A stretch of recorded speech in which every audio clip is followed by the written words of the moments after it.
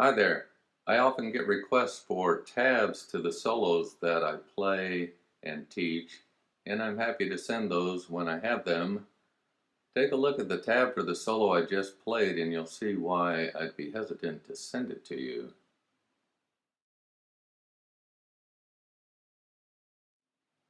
There's a lot of ink on that page. It looks much more intimidating than it actually is. It's actually not very hard to play. All you have to do is just start with this basic melody, and we'll show you the techniques you need to get that fuller sound. We all know what a drone is, right? Not that. I'm talking musically, where you have a single note that's being held as other notes are played against it. An example of an instrument that uses a drone as part of its sound is the bagpipes. You hear this low note that's sustained throughout the whole song with the melody played over the top of it. So we can imitate that sound on the mandolin using a low G with the melody, let's say to Amazing Grace, going over the top of it.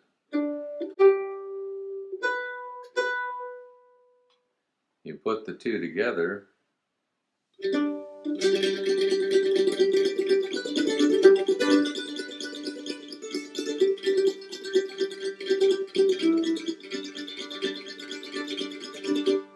you're hearing that low drone throughout the entire piece. Drones came about in bluegrass mandolin through this guy, Bill Monroe, when he was playing with his brother Charlie. The two of them would play at dances with just a duo, two acoustic instruments, and to get plenty of volume, he added playing all these other strings while he was playing the melody. So in this video, we're going to show you how to add open string drones in the keys of G, D, and A, just like the open strings of G, D, and A. So we'll begin in the key of G with the song that I opened the video with, Will the Circle Be Unbroken? So what we'll do is take the very basic melody and we'll find a way to fancy that up. The first thing I'm going to do is constantly pick down and up, turn all those notes into eighth notes, still emphasizing where the melody notes fall.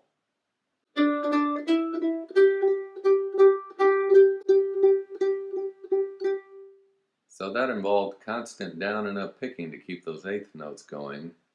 While you're doing that, if you widen the sweep of your pick, you'll also pick up that open fourth string.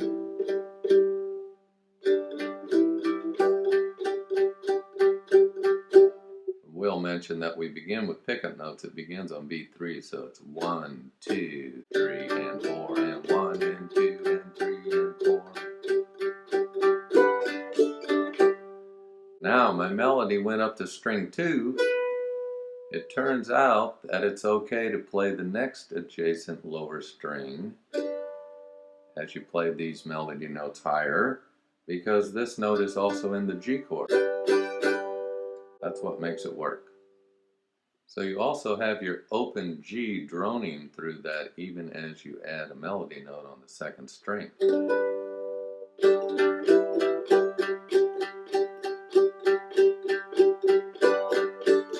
So you still hear that note. You hear it primarily on your downstrokes when you come up. You're going to hear a little bit more of the higher melody notes. The melody then moves into a C chord. Right as you're hitting that G note, the background chord is C.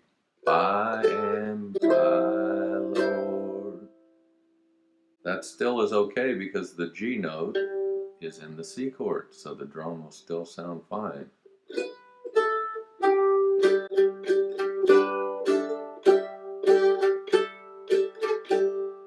Now that melody note was an A note, but I like to get it here with my pinky so that I know I'm getting a good strong drone still going with it.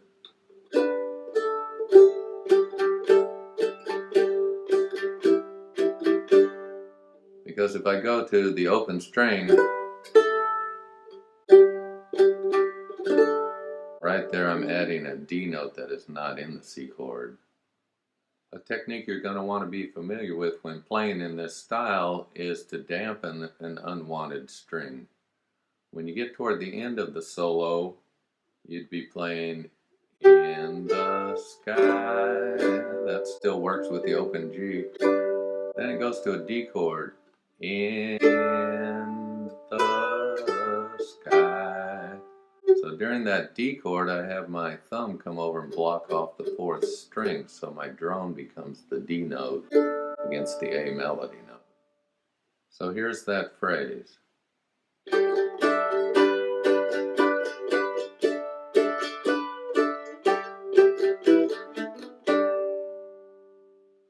There at the end, I played a tag lick. If I just played the single notes, it would be this.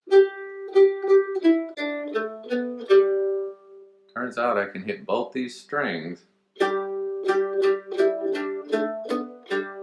Even though I went down here and covered up the G string, the D became a drone that blended in because the background chord was G.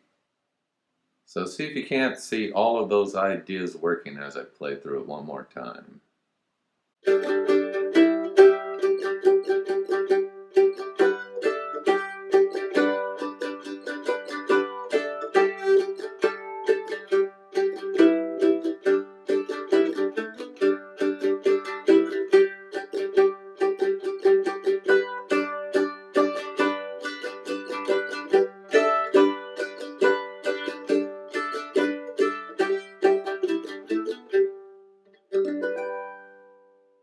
To play this technique in the key of D, sometimes you simply can take something you've learned in the key of G and move it down one set of strings. When you do that, you will want to use the dampening here on the fourth string.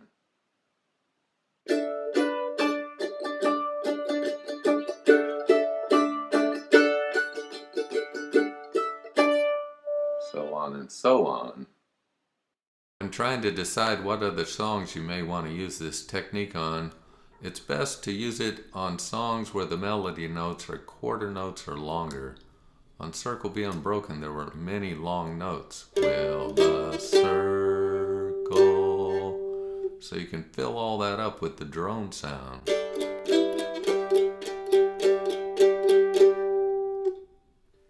Most fiddle tune melodies have a lot of eighth notes and usually don't work so well in the drone string style.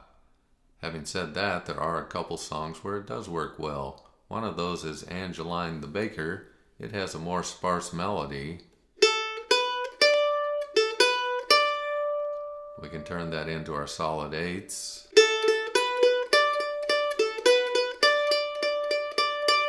Add our lower D drone string.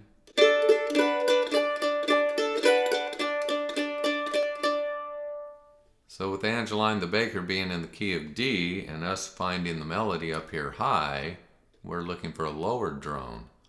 If you found the melody in a lower octave, it turns out your drone string would be the higher D string. And when the melody moved to the D, we use the A, which is also part of the D chord.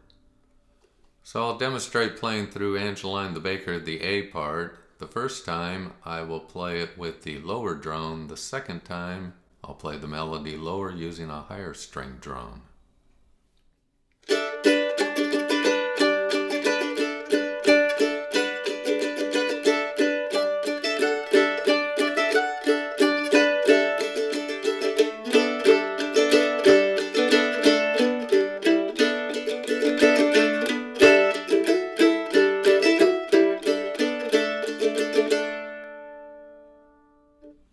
The key of A uses higher string drone notes. Going back to the melody Circle Be Unbroken, it begins on the E note in the key of A.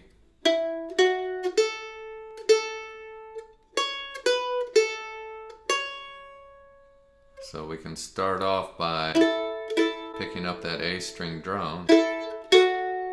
And then your A melody note is here and it blends with the next string open.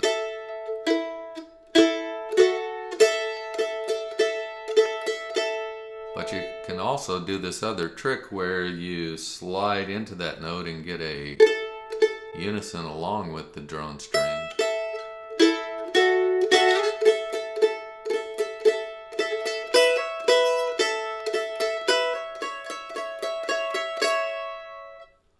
Another place where you've heard drone strings in the key of A is when you're listening to Cajun music. You hear it on the fiddle.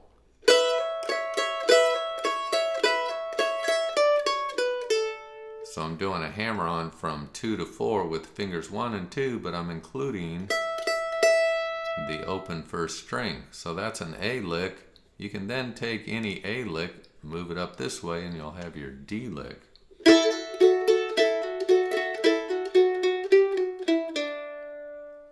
So in this video, we really focused on just using open strings, playing simple melodies and filling up the sound with open strings. But your drones could be fretted notes as well, so that's a little something to look forward to in the future. Bill Monroe actually kept both the A note and C sharp down when he would play Sally Gooden on the top strings, so he had his open A string drone. But he also had these low bass string drones using all 4 strings, and that puts a lot of power in your playing.